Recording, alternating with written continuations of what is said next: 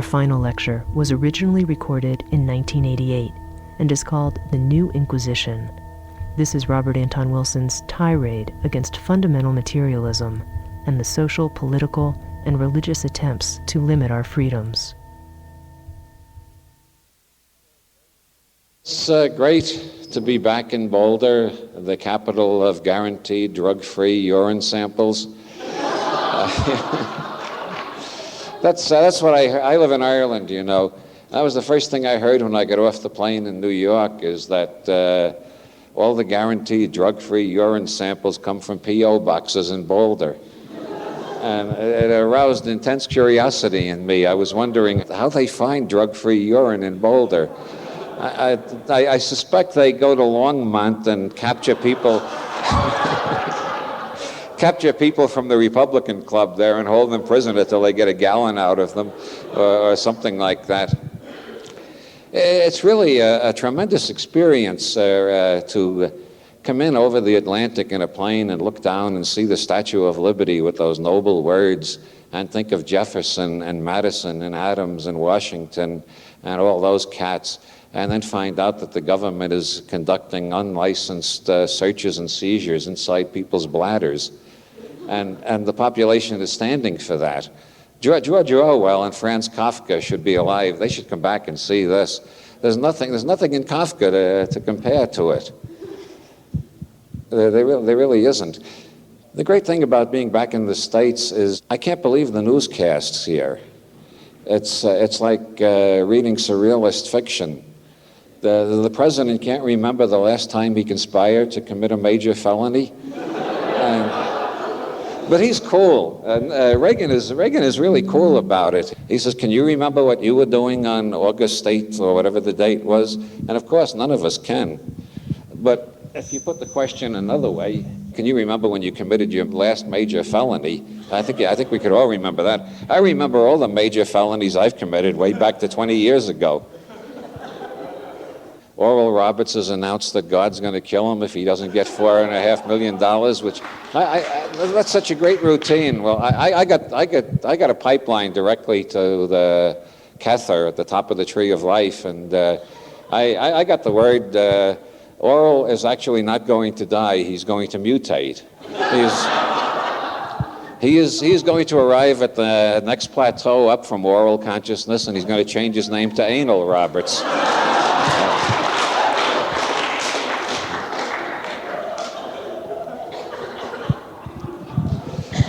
I love people like Oral Roberts. It's really fascinating to turn the dial on the television and you get over past channel 40, from 40 up to 60. You keep running into these people who are on there to tell you what God told them to tell you. And I look at them, and it's absolutely a mind-blowing experience to think God sent out such a gang of idiots as that to tell me how I should live my life.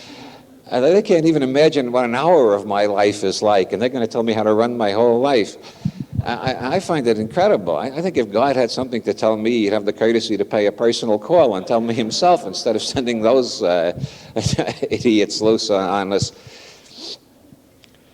But Reagan, to return to the libretto, as it were, Reagan really is a wonderful president in a lot of ways. He's the intelligent person's president, just like Johnson was the pacifist president. By starting the wrong war at the wrong time in the wrong place and fighting it with such vile anti-civilian weapons, he made pacifism more popular than ever. By 1968, 70% of the population opposed the Vietnam War. So I figured Johnson was the pacifist president. He was sent to convert most of the country to pacifism. And then we had Richard Nixon, who was the anarchist's president. After 5 years of Nixon, everybody felt about the government the way only anarchists used to feel about it. And then we got Gerald Ford, who nobody can even remember. I go around conducting these tests as I go around the country, asking people, "Do you remember Gerald Ford?" And they say, "Who?" Gerald Ford, he was the one who looked like the guy in the science fiction movies who's the first one to see the creature. And that's about all anybody can remember about him. And then we had Jimmy Carter, who had the most powerful, magnetic, mystical initials in the Western world. But he had to try to negotiate with the Ayatollah Khomeini, and that gets you nowhere. The Ayatollah Khomeini is a man who has a pipeline to Allah, and Allah tells him to tell everybody what to do, which includes killing all the members of Subud, you know, and Baha'i and other heresies like that. But committing major felonies, as I said, I can remember all the major felonies I've committed, and it's a very interesting exercise. It might be a kind of yoga even, to sit down sometime and figure out how many crimes you've committed in your lifetime and how many years in prison you'd get if they caught you every time.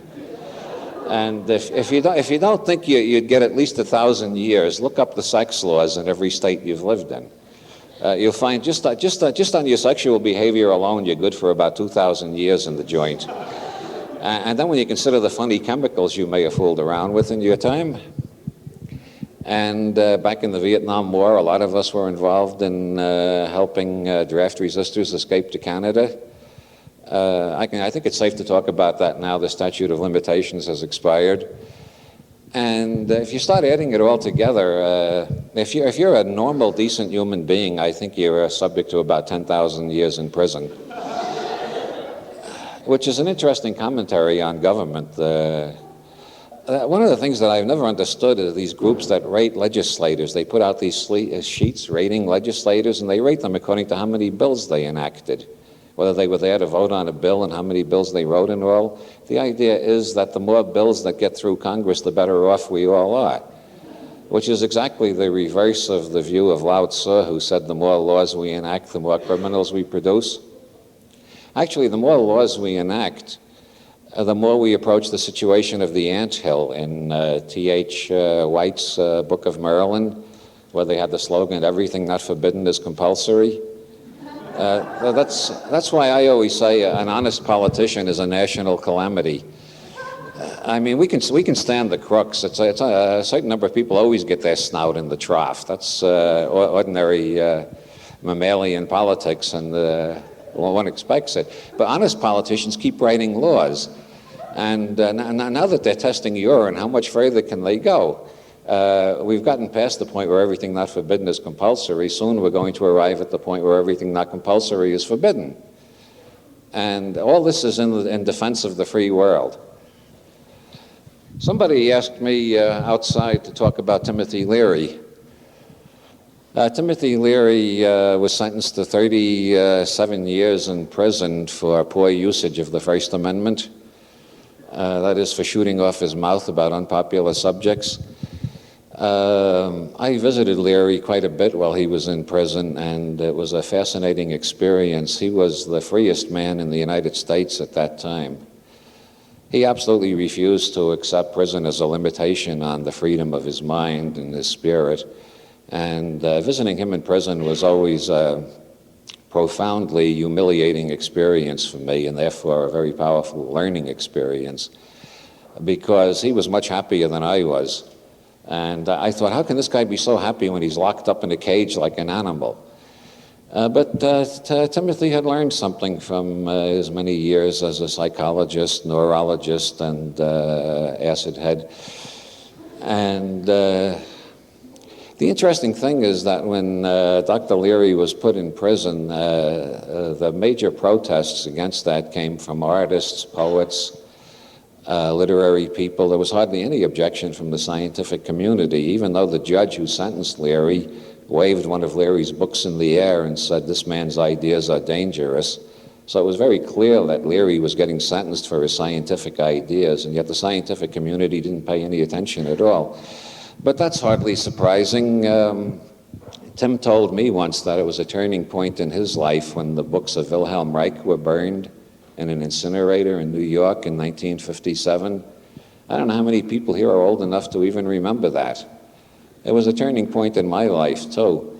It actually happened even before they started testing, testing urine. They seized all the books of Dr. Wilhelm Reich from the Orgone Institute Press, which published them. They took all the books, put them in a garbage truck, drove them to an incinerator, and burned them.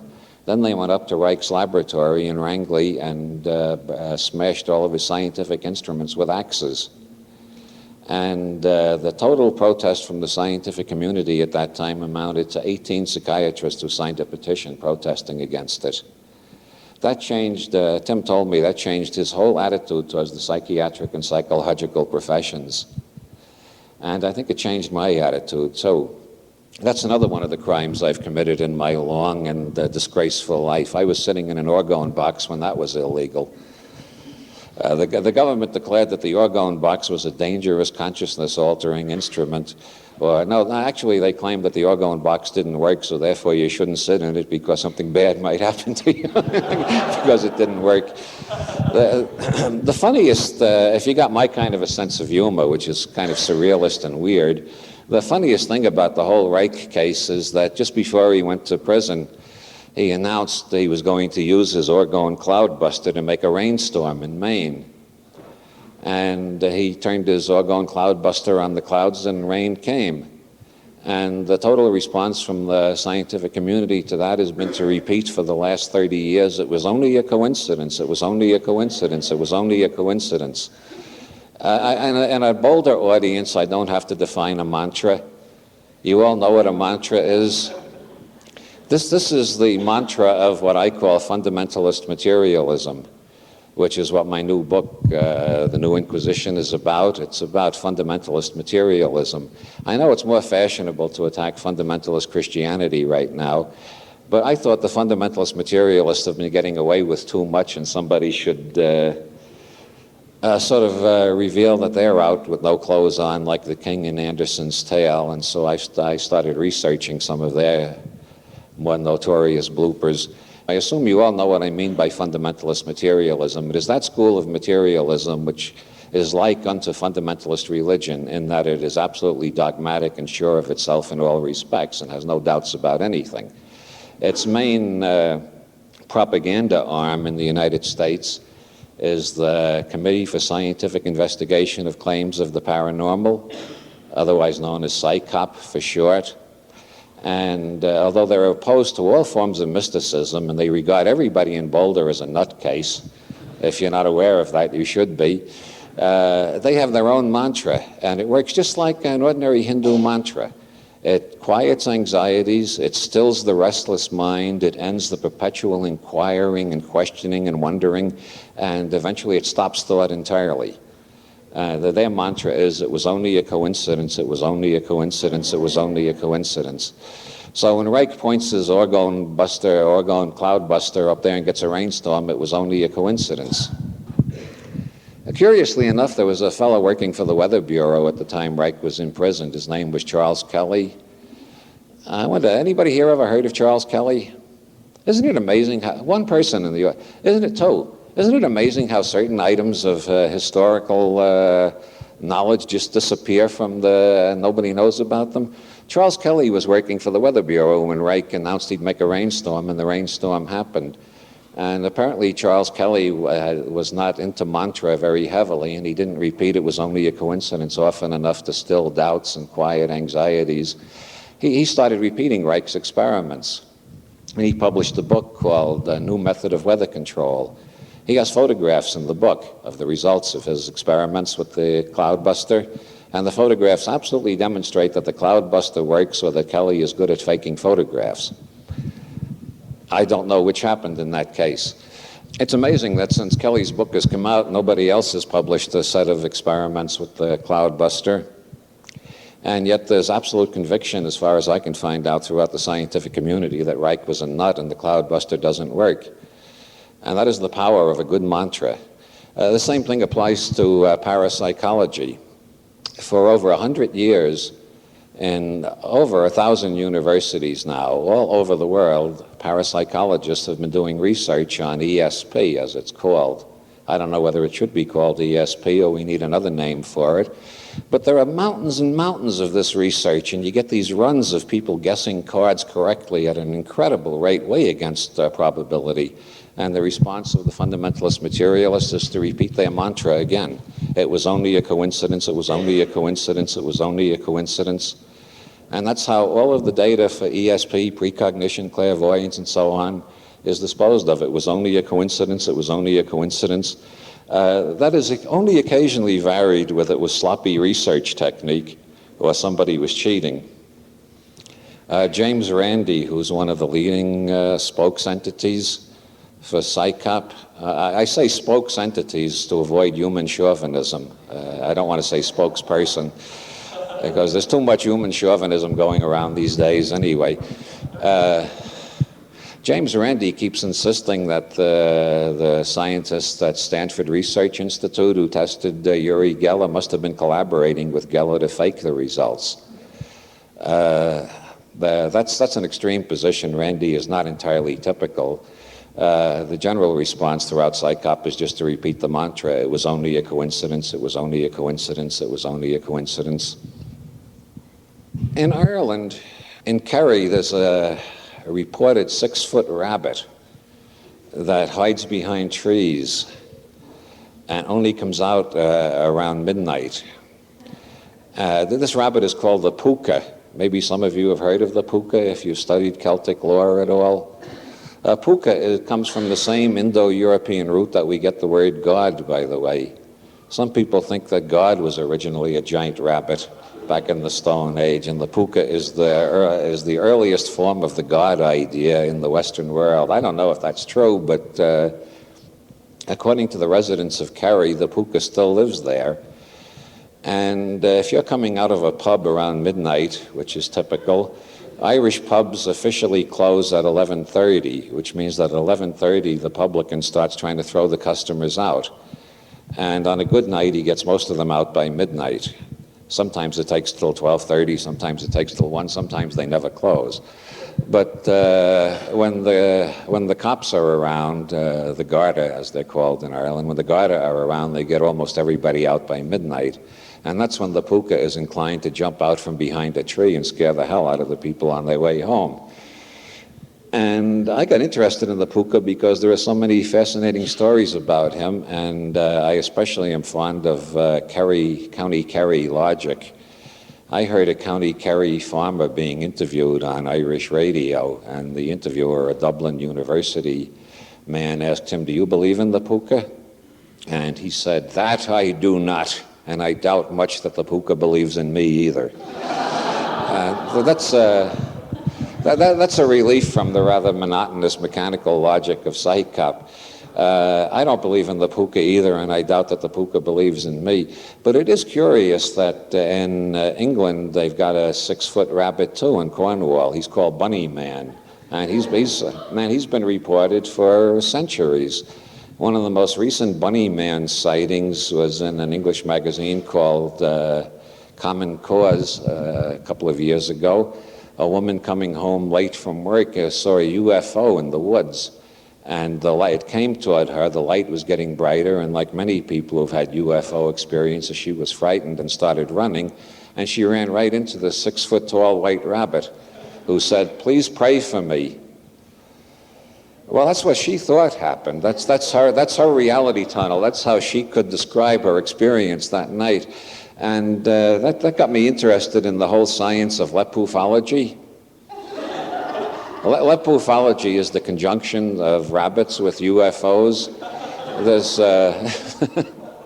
there's a whole society devoted to studying lepufology. It's not just one of my fantasies. There's a group called MeBon, the Mutual Easter Bunny Observation Network. They're a splinter off MUFON, the Mutual UFO Network. There's a theory that UFOs are created by human expectations. Jacques Vallée is one of the major proponents of the theory that human belief systems create UFOs. And Carl Jung had a variation on that theory in his book on flying saucers. So MeBon decided to see if human expectations would create Easter Bunny sightings. And they started asking other people in the UFO field, whatever that is, whether it's a hobby or a science or a new religion, I don't know. But they started sending out questionnaires if people had any Easter Bunny sightings for them. And they got back a lot of answers. People didn't have Easter Bunny sightings, but they had mysterious conjunctions, synchronicities, Jung would say. Mysterious conjunctions of UFOs and rabbits. For instance, there's a farmer in Isola, Italy, who says that a giant cigar-shaped UFO landed in his backyard. A bunch of dwarfs got out and they took all the rabbits from his rabbit hutch and took off. Maybe UFOs come here to get the makings for rabbit stew. Then J. Allen Hynek, very distinguished astronomer, who was the consultant to the Air Force's UFO investigation. Hynek, in his book, The Edge of Reality, tells about a case in Iowa where at the site of a UFO sighting, where there was a burn mark on the ground, as is often found, all around the burn mark they found hundreds and hundreds of paralyzed rabbits. And on a more sinister note, north of Chicago, after a UFO sighting, they found mutilated cattle, as is happening increasingly in these cases, UFO sightings and mutilated cattle, but they also found a beheaded rabbit. And there's a case on record of an abductee, a woman who claimed to be abducted by a UFO. She said the pilot of the UFO was a giant rabbit.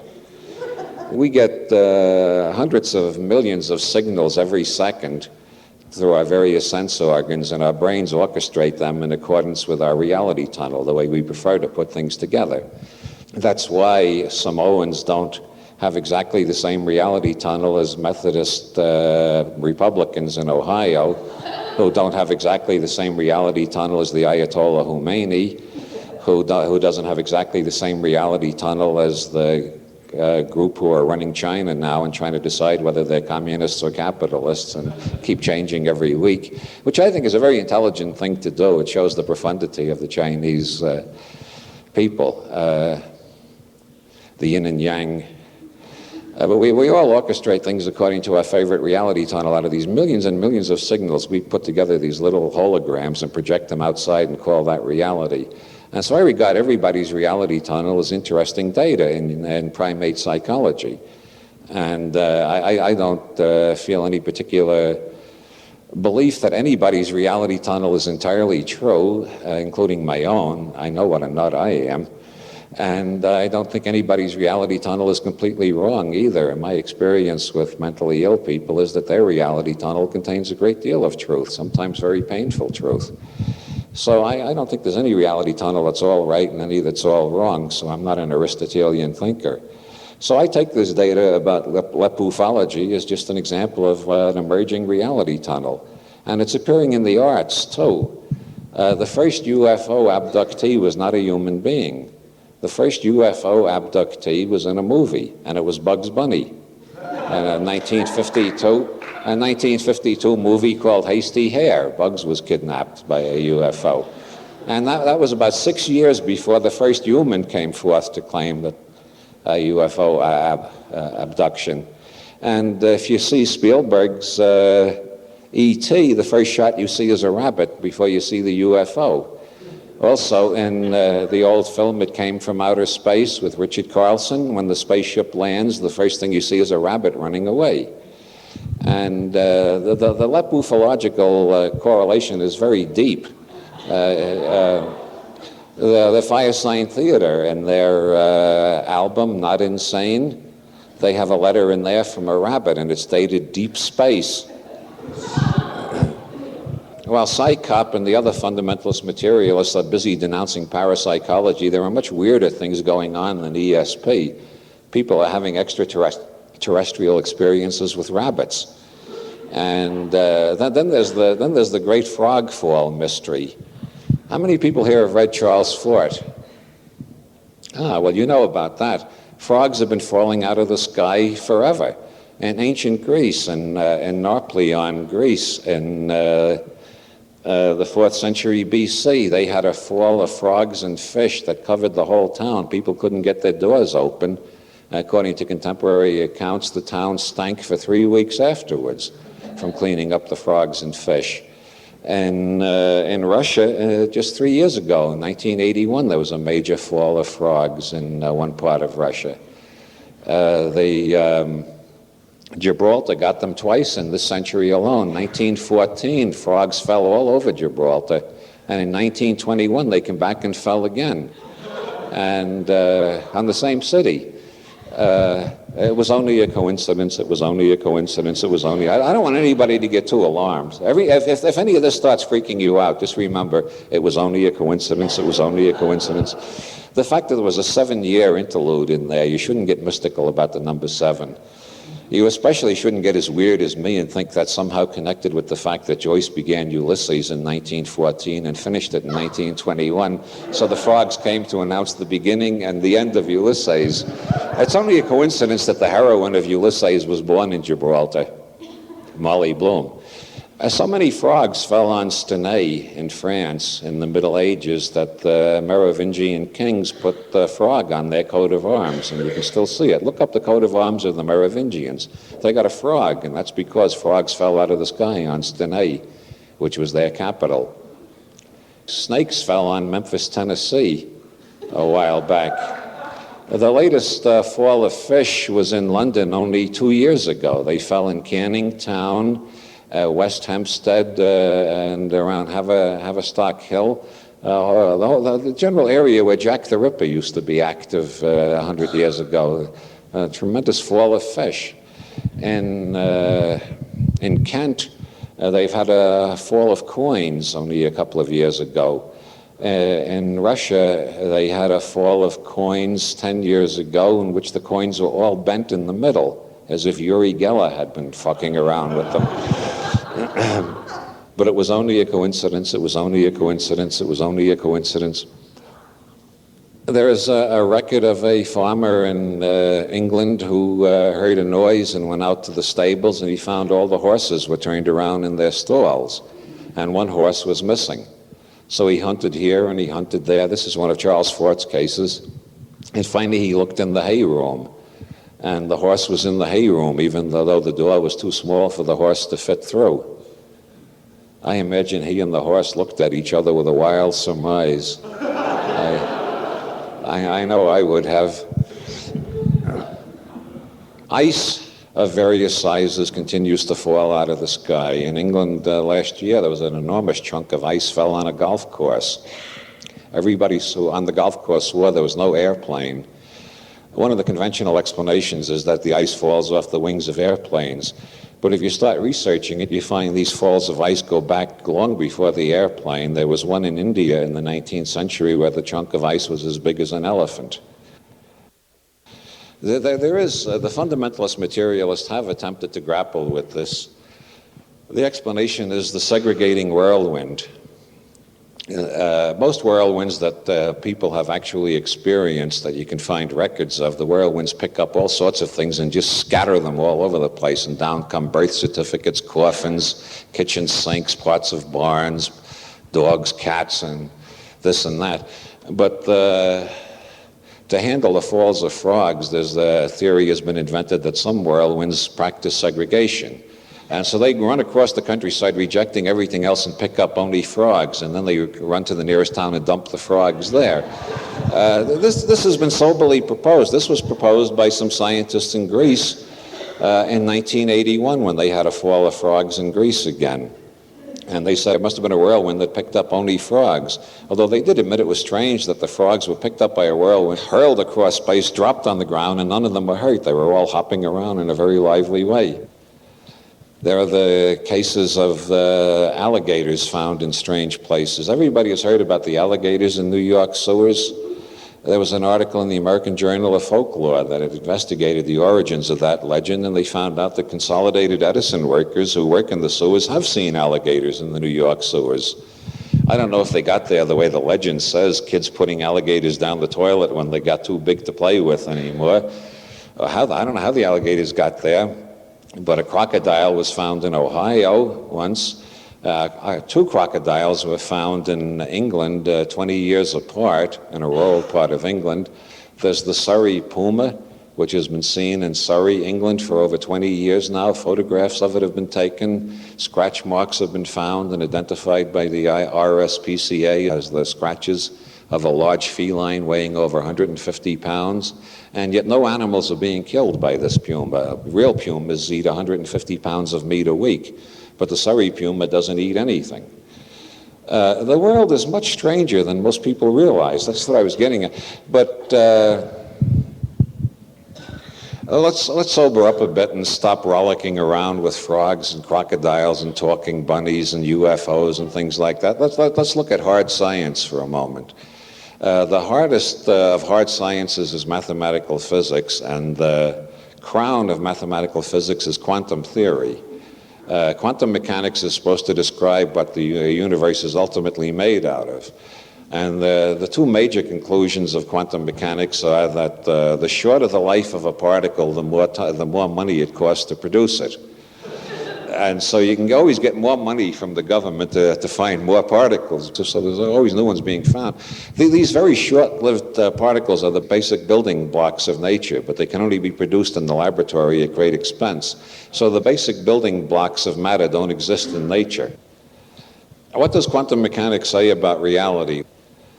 Well, quantum mechanics is just like religion. You got different sects. You don't have any uniformity. The largest sect, that's sect, not sex. I'm not talking about copulation.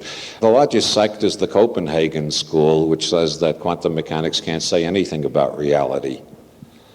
The largest school of thought among physicists is the Copenhagen school, and they say we can't talk about reality. And this is stated quite bluntly by many physicists of that school. Physics does not talk about reality. It talks about what kind of equations are useful for us at this time. Questions about reality belong in somebody else's department. There are some physicists who don't like that. They say, why should we spend our whole life studying this subject if we can't say anything about reality at the end of all our study? So this minority has rejected the Copenhagen view and then started disagreeing with one another entirely about everything else. Among those who reject the Copenhagen view, there is the multiple universe people. This was started by John Archibald Wheeler and two graduate students named Everett and Graham at Princeton back in the 1950s. It's called the EWG model for Everett, Wheeler, and Graham. That's the order in which they put their names on the paper in which they proposed it. And according to this model, everything that can happen to a quantum system does happen to it. This is one way of understanding the mysterious indeterminacy of quantum processes. So therefore, everything that could happen to any quantum thingamajig, and you can't say a quantum particle when you're among physicists because they have two models for what's going on inside the atom, the particle model and the wave model. They use the particle model on Mondays, Wednesdays, and Fridays, and the wave model on Tuesdays, Thursdays, and Saturdays, and on Sundays they're agnostics like me. But the thingamajigs, whatever they are, the thingamajigs that act like waves in some experiments and act like particles in other experiments, everything that can happen to them does happen to them. And since we're made up of these thingamajigs, that means that everything that can happen to us does happen to us. And the EWG model proposes this literally. This is not science fiction. This is a legitimate theory in modern physics. You thought it just happened on Star Trek, I suppose. Everything that can happen to a quantum system does happen to us, so therefore that everything that can happen to the universe does happen to it. So therefore there are 10 to the 100th power universes approximately at this point, with new ones that are coming into existence every nanosecond with every new alternative. Every time you have a quantum alternative, both of them happen. So in the universe next door, I'm not here tonight because I was in a car accident on my way here. Isn't that terrible? It's sad to think about. Then there's another universe over there where I'm not here tonight because I never came to the United States on this lecture tour. I decided to stay in Ireland. And then there are other universes where I don't exist at all because my father never met my mother. I suppose there are universes where I was aborted. And every one of these is equally real. Which is very much like the Mahayana Buddhist saying existence and non-existence are the same. I exist, but I also don't exist. One of the illustrations of this is the Schrödinger's cat paradox, about which I once wrote a novel, which a few people read. I think it was released on a need-to-know basis. Apparently, it wasn't quite published. It sort of escaped. I will be immodest for a moment and tell you that New Scientist called that novel the most scientific of all science fiction novels. That's one review I've always treasured. Anyway, the Schrödinger's cat paradox, which that novel is based on, is if you put a cat in a box, with a poison gas pellet that will be destroyed by a quantum decay process, and at some time or other, you don't know what time. If you calculate by the equations of quantum mechanics for a given time, is the cat dead or alive at that time, you always get a minimum of 2 answers. So in one universe, the cat is dead, and in the next universe, the cat is alive, just like me. I'm dead in one universe and alive in another, and so is Schrödinger's cat in that mathematical demonstration. So John F. Kennedy is still alive in some universes because he never went to Dallas in 1962. In some universes, Adolf Hitler is remembered as a rather banal painter of sentimental landscapes, if he's remembered at all. Now, all these universes are equally real. You can't say one universe is more real than the others. If you think this universe here is the real universe, you're very naive according to the EWG model. All the other universes that you can imagine are just as real as this one. That begins to sound more like Sufism than Buddhism, doesn't it? Then there's the hidden variable theory of David Bohm, which is that everything that can happen to the quantum system doesn't happen. There is only one thing happening after all. Unfortunately, what controls the one thing that does happen is a non-local hidden variable. And what's a non-local hidden variable? The non-local hidden variable is spaceless and timeless, so it functions equally throughout space and equally throughout time.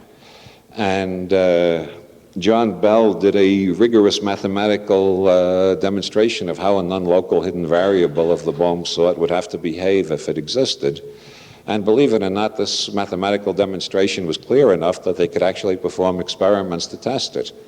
And every time they've tested it, it's turned out the universe does behave, at least in physics laboratories, as if the non-local correlation does exist.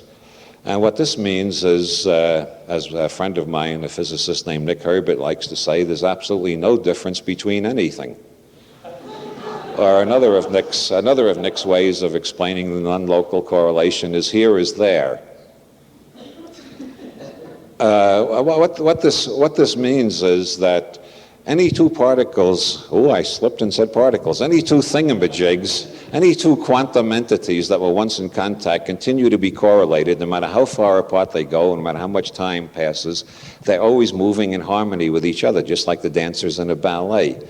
This begins to sound even more like Buddhism and Hinduism. There's only one thing happening, and everything is related to everything else. This not only sounds like Buddhism and Hinduism, it sounds like magic.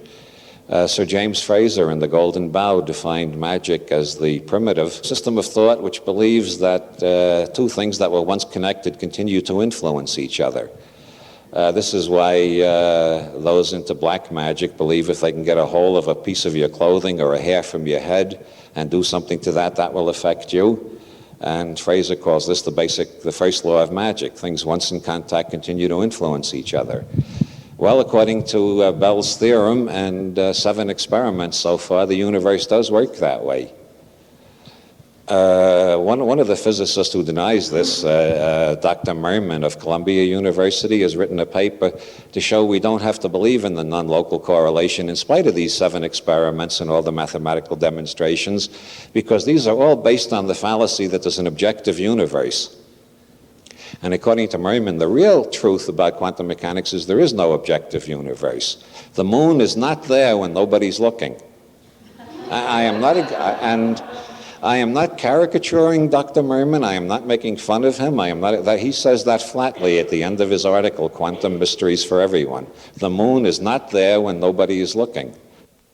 So if you all close your eyes, I'm not here anymore. That's another school of quantum theory. So we got the first school, you can't talk about reality. The second school is everything you can think of is real. Everything that could happen did happen. The third is that everything is connected with everything else, and so that there is no difference between anything. Very much like the Atman, what the Chinese call Wu Xin, the no mind, which underlies everything. It's called no mind because it's the class of all minds, and the class of all minds is not a mind for the same reason that the class of all red-headed women is not a red-headed woman, or the class of all chairs is not a chair. That's clear enough, isn't it?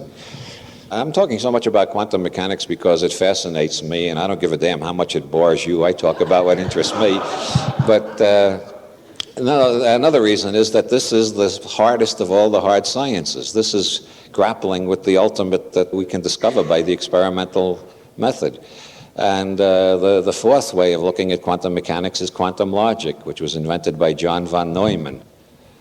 Von Neumann invented the first programmable computer. The whole computer revolution is largely due to von Neumann. He also invented the mathematical theory of games, which is used in the war game computers. I think the reason we're all here is because of von Neumann. Because with his theory of games, they learned how to predict various war game situations, and with the computers, they could run one test after another. And what's been going on since the early 40s is that both sides in the Cold War keep feeding the computers with military strategies and asking, if we do this, can we cream the other side without getting creamed ourselves? And the computers say, no, that won't work. So they go back and do some more experiments. And I think that's why we're all still here. So I think John von Neumann was the Buddha of the 20th century.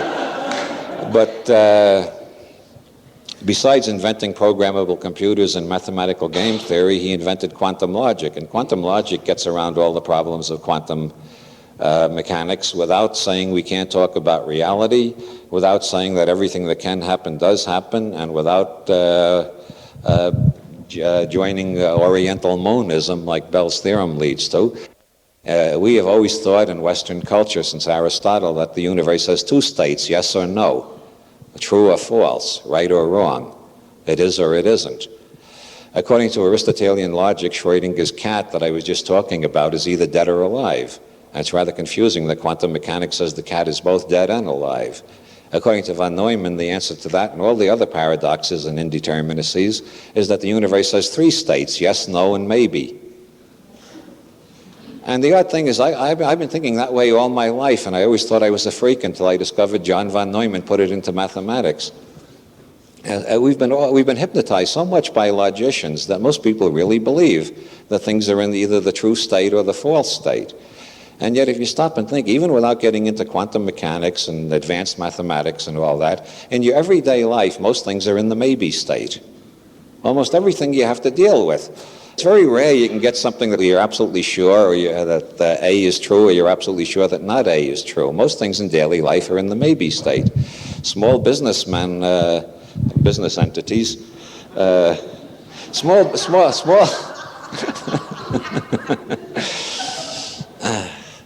I got a daughter who's a business entity, and a very successful one too. And I learned long ago to say business person, but then I decided that was human chauvinism, and I switched to business entity. But I just slipped back to businessman out of some kind of mental fatigue, or all the funny chemicals people have been giving me since I arrived in Boulder, or something like that.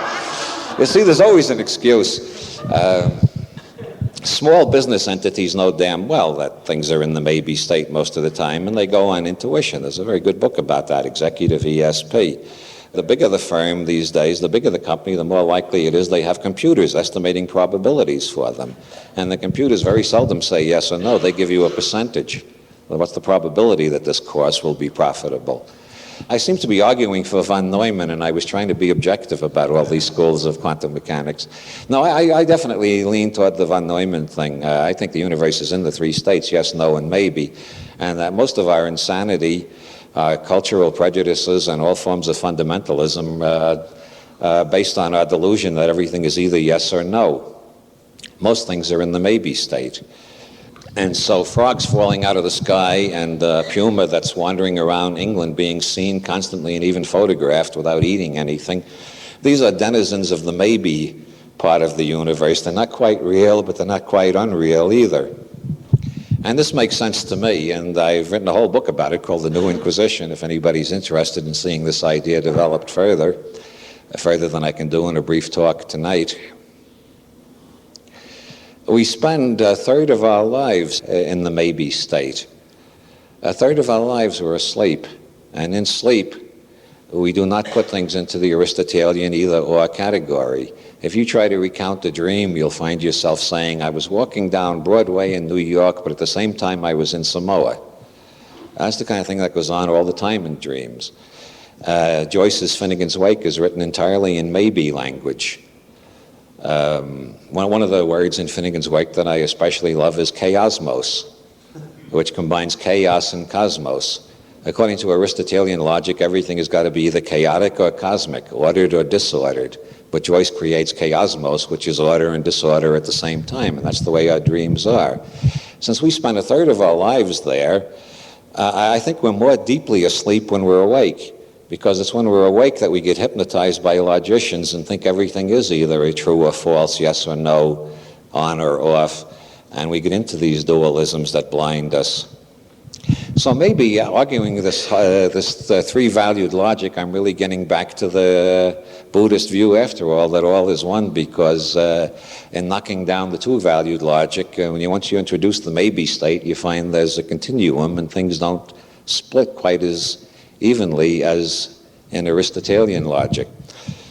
But the puka, which is the origin of the concept of God, most of us in the Western world think we're so sophisticated and blasé, and then if you look at what people do after they get married and have children, you find they're going around hiding Easter eggs.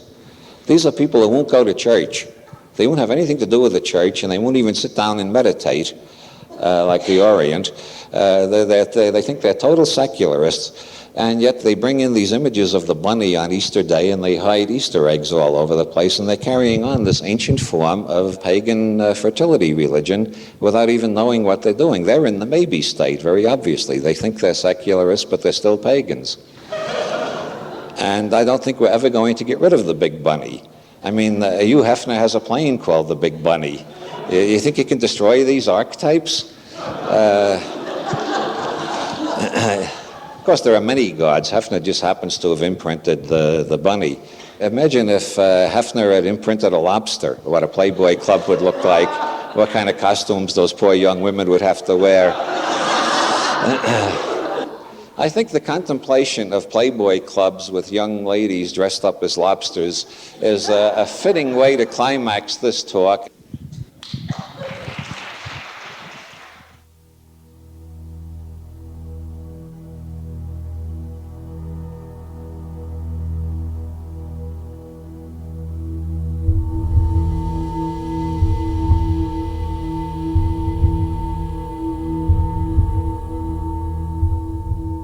This concludes Robert Anton Wilson Explains Everything, or Old Bob Exposes His Ignorance. Music by Stephen McNamara.